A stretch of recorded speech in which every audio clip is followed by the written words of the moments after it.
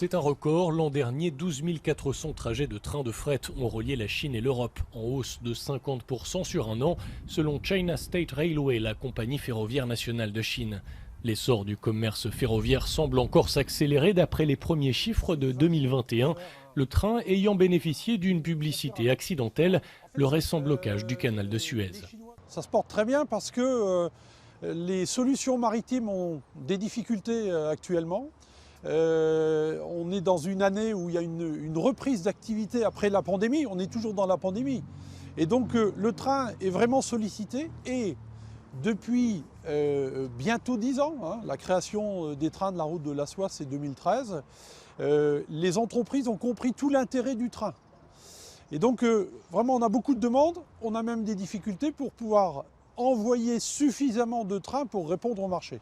N'étant pas au cœur de l'axe ferroviaire entre la Chine et l'Europe, la France se fait en effet une place dans les échanges, en nouant des partenariats avec certaines provinces chinoises. Ici vous êtes à Paris, et donc Paris n'est pas un port maritime.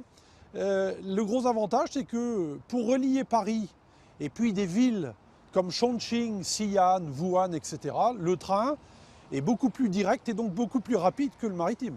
2 fois plus rapide en moyenne, ce qui a eu son importance pour le transport de matériel médical.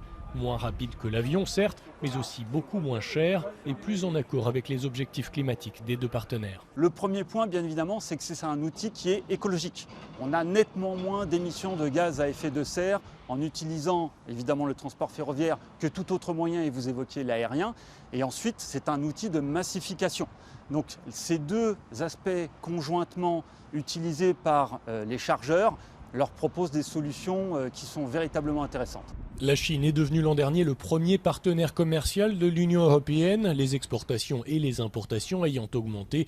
Les exportations de France vers la Chine en train augmentent de 20% chaque année d'après la SNCF. La prochaine étape, c'est le développement de trains à écartement variable. C'est l'espace entre les roues, ce qui permettra de relier la Chine et l'Europe en un seul train et donc plus rapidement en 10 jours contre une vingtaine de jours aujourd'hui. Cyril Fourneris, CGTN, Paris.